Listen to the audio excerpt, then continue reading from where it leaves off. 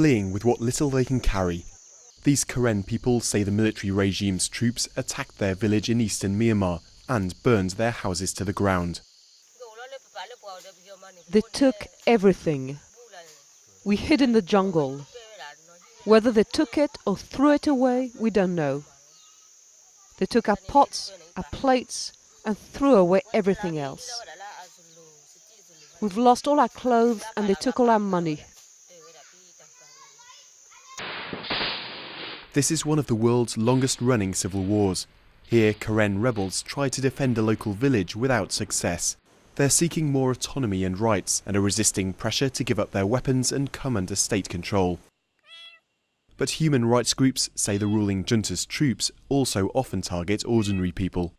Groups in these areas have been, for decades, documenting human rights abuses, including forced relocation, destruction of homes, schools, clinics, and the use of civilians as human minesweepers and human shields, as well as continual harassment and torture and even rape committed by soldiers with pretty much total impunity.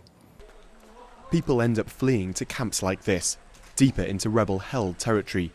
It's thought more than 300,000 displaced people are living close to the border with Thailand, but government troops keep up the attack here, mortaring the region and laying landmines. There aren't many places we can escape to. There's only one way to cross the border to Thailand, and if the Thai government tries to stop refugees, then the Karen people have no hope.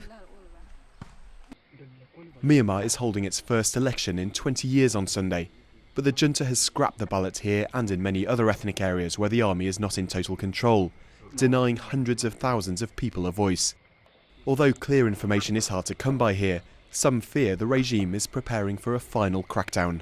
I think if troops and materiel have been successfully moved to those areas and the elections are behind them, and I think international attention has decreased substantially, I think, which is what will happen in the wake of the elections, that I foresee an acceleration of hostilities rather quickly, perhaps even before the end of this calendar year.